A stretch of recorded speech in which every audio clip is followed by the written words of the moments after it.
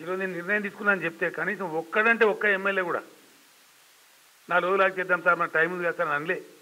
ఈ మధ్య నేను లెజిస్లేచర్ పార్టీ మీటింగ్ పెట్టినప్పుడు గోయాడి సార్ అని చెప్పినారు. అందరికీ కూడా నా సహచరులకు ధన్యవాదాలు తెలియజేస్తూ ఉన్నాను. రాష్ట్రం కోసం ఉద్యమంలో పనిచేసిన వాళ్ళు చాలామంది ఉన్నారు కాబట్టి నా వెంట వాళ్ళకి తెలుసు, వాళ్ళు కూడా బాధపడ్డారు నాలాకనే. కాబట్టి నిర్ణయం తీసుకున్నాం.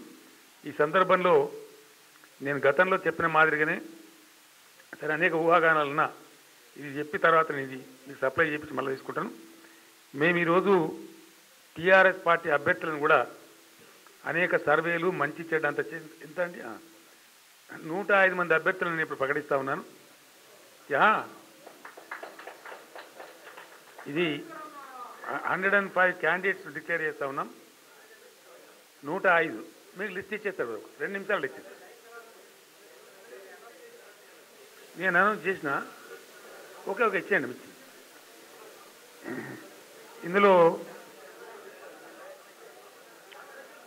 ఏం తొందరగా ఇవ్వండి ఫాస్ట్.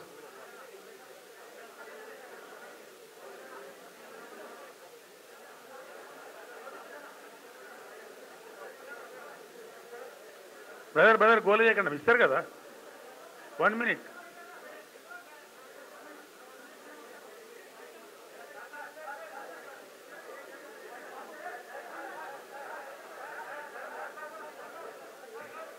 Okay brother.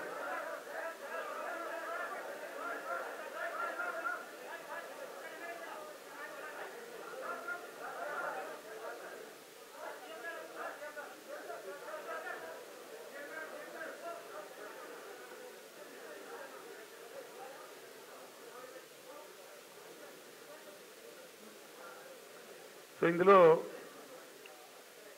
వివరాలన్నీ మీకు ఇవ్వడం జరిగింది. నేను గతం నుంచి మీకు కానీ మీ ద్వారా ప్రజలకు కానీ చెప్పిన పద్ధతిలో 2 ఎమ్మెల్యేలకు మాత్రమే నేను టికెట్ నిరాకరించడం జరిగింది. మంచిర్యాల జిల్లాలో ఉన్నటువంటి చెన్నూరు నియోజకవర్గంలో సిట్టింగ్ ఎమ్మెల్యేకి పార్టీ సీట్ ఇవ్వలేకపోయినాం మేము. అదేవిధంగా సంగారెడ్డి కొత్త జిల్లా ప్రకారం సంగారెడ్డి జిల్లాలో ఉన్నటువంటి అందోల్ ఎమ్మెల్యే గారికి నేను అకామిడేట్ చేయలేకపోయినాను. వారితో మాట్లాడినాను, వారికి చెప్పడం కూడా జరిగింది. డెఫినెట్గా మీకు అప్రాప్రియేట్ పొజిషన్ పార్టీ ఇస్తుందని చెప్పినాం. ఒక 5 నియోజకవర్గాల్లో సిట్టింగ్ ఎమ్మెల్యేల చోట కొంత చర్చ చేసే అవసరం ఉంది కాబట్టి దాన్ని పెండింగ్ పెట్టినాం. అంటే ఈ 7 నియోజకవర్గాలు మినహాయించి పెండింగ్లో పెట్టినటువంటి మేడ్చల్, మల్కాజ్గిరి, చొప్పదండి, వికారాబాద్, వరంగల్ ఈస్ట్ ఇవి పెండింగ్లో ఉన్నాయి. మిగిలిన అందరు సిట్టింగ్ ఎమ్మెల్యేలు కూడా వాళ్ళ సీటు వాళ్ళకే కేటాయించడం జరిగింది.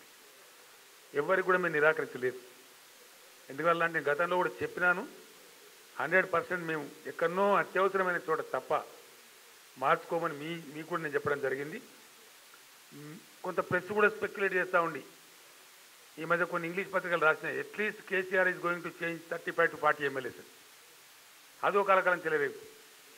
కాబట్టి అంత వడపోత ఈ కార్యక్రమం ఒక స్థిరమైన నిర్ణయానికి వచ్చిన తర్వాత అనేక సర్వేలు, దాదాపు ఒక 17-18 సర్వేల యొక్క సారాంశం, మాకుండబడే సమాచారం, నాకుండబడే వ్యక్తిగా నాకుండబడే అసెస్మెంటు, పార్టీ రాష్ట్ర కమిటీలో ఉన్న ముఖ్యులు ఎవరైతే ఈ వ్యవహారం చూసిందో వాళ్ళే దీని స్క్రీనింగ్ అంతా చేసినారు.